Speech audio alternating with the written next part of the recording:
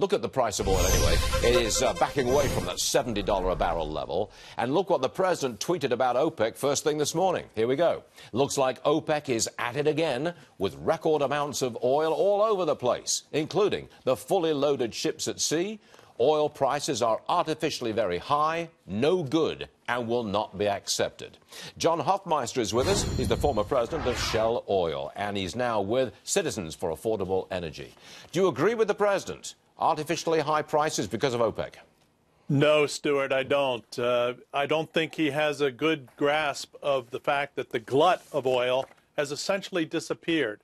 And now the growth of demand for oil because of strong economies around the world is pushing production about as hard as it can at the same time that OPEC has been cutting back production.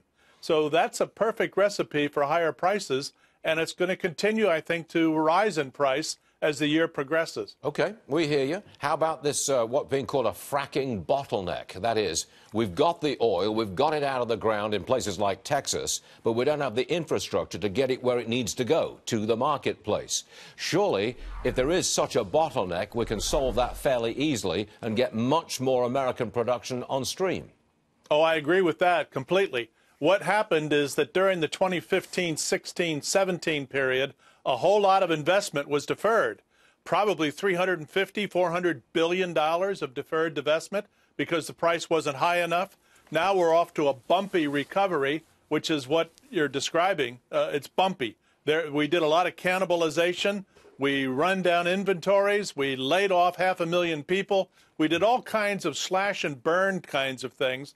And now coming back with the kind of strength in a $60, $68 oil price, it's going to recover, but it's going to be bumpy until we get things settled down. Well, surely if we get that oil from Texas or wherever to the marketplace, doesn't that improve the supply and bring the price down? It could, but we're talking global demand for oil price, not just U.S. demand or supply. It's a global world when it comes to moving oil molecules. We are part of the reason the oil price is high, which the president didn't say in his tweet, is we are exporting oil and we are exporting finished products to a very large extent now that we didn't used to do that. So by us supplying international markets, we're putting pressure on our own domestic prices because the supply is not just sitting here in the United States. Okay.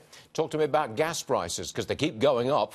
We have the national average for regular now at about, what, $2.75 a gallon as of today. We've gone up consistently, up over 20 cents in a month.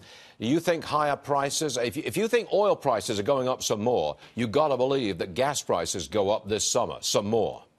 Yes, I think they will, and I think that'll continue through the year. I don't think it'll be a dramatic price rise in the sense of, $3.50, $4 a gallon, except in high tax states like California or New York.